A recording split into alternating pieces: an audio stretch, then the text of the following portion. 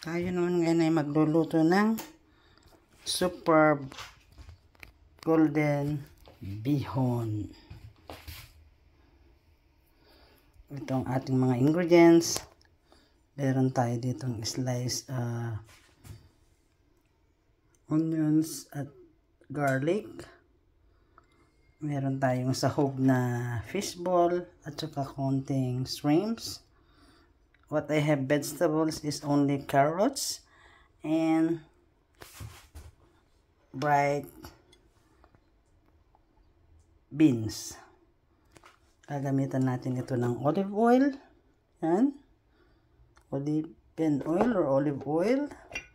We have also soy sauce. Natural permanent soy sauce. Pepper powder. At yung sipor bihon natin. So, start na tayo dito sa ating olive oil. I put a little bit olive oil and let us wait until it is warm. So, nagsabay ko na yung ating bawang at sibuyas. And then, you can also put now the fishball.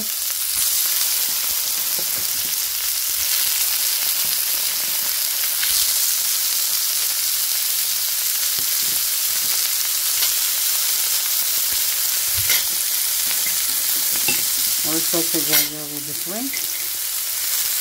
Kasabay na shrimp at saka fishball. Yan, kailangan natin siyang haluin na mabuti.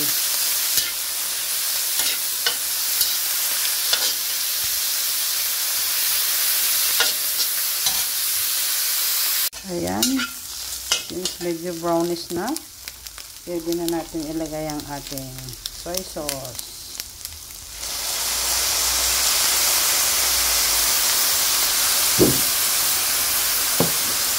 Then, haluin natin mabuti.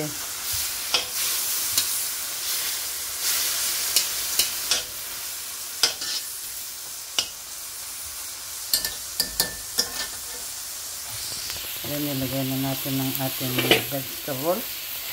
Ang carrots.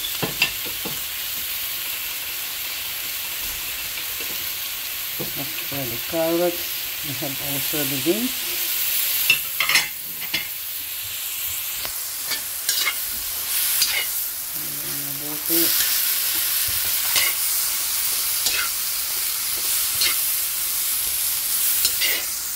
Pwede na natin din lagyan ng konting pepper powder.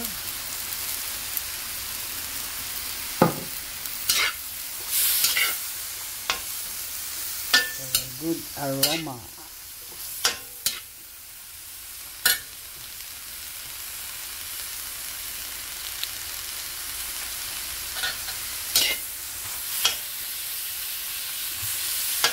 Lutuin natin mabuti ang ating vegetable. Pero wag natin siyang overcook. Para mag-glide yung o mag-stay yung kanyang vitamins. So, ayan. Luto na itong ating vegetable. Kailangan half cook lang. Hindi overcook. Avoid natin na ma-overcook para ang vitamins niya ay mag-stay pa rin. Kailangan natin siyang ilagay sa isang container dito para pag niluto natin ang pansit ay hindi siya ma-overcook.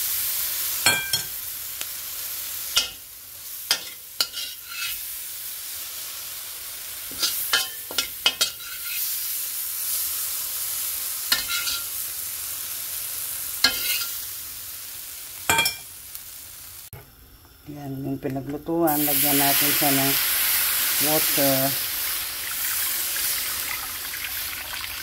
at ang ating palasahan natin. So, lagyan natin siya ng soy sauce kasi antayin natin na mag-boil yan ang bulo. Konting pepper din para sa aroma niya. Hindi lang, huwag masyadong madami. Hintayin natin kumulo yan. Kasi ang ating sahog ay fishball at saka shrimps. Kaya wala tayong sabaw ng manok. Hindi natin siya sinahogan ng manok. Kaya water lang, soy sauce at pampalasa. And of course, ito meron din tayong konting magic sarap din. Pwede natin ihalo dito sa ating tubig. Wait lang natin yan hanggang kumulo. Ayan. Yung kalahati lang, huwag madami. Magagamit din natin sa iba yan. So, let's wait until this one is boiling. So, ito yung sineparate natin kanina na vegetables na ginisa ko with fishball at saka shrimps.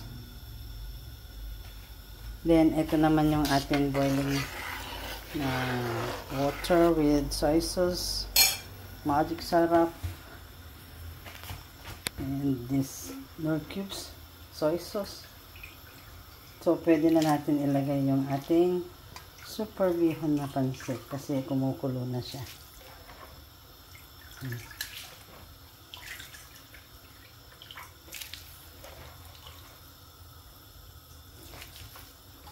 So, antayin lang natin yan na maluto at mag-evaporate yung kanyang konting sabaw. So, ayan. Medyo na ano na yung nag-evaporate na yung kanyang ibang sabaw. Kailangan natin ngayon haluin para yung kanyang lasa ay maging equal ang pagkaka mix niya.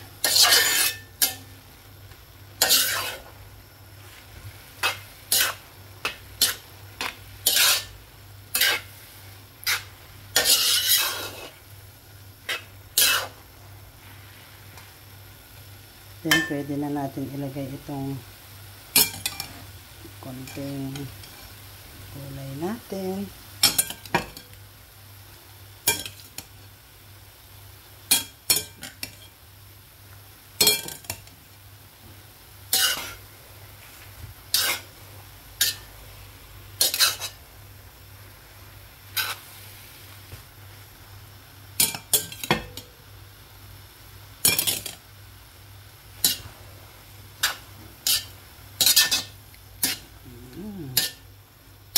Ating pansit ay lupit na.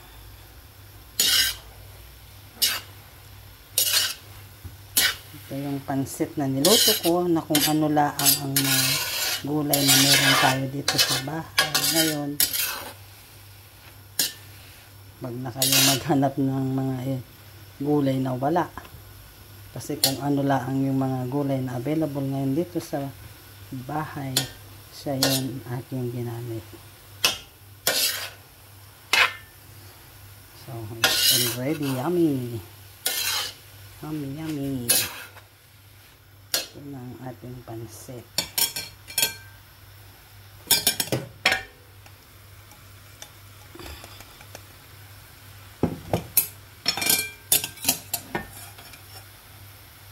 So, ang ating pansit ay luto na. It's yummy pansit now. Good. It's delicious. Ay nagugutom na. So, the noodle is already cooked.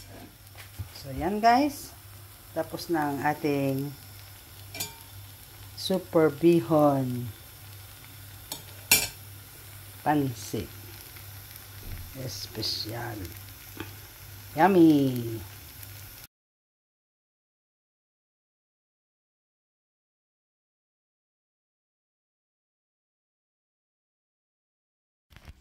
Ayan, kain na tayo.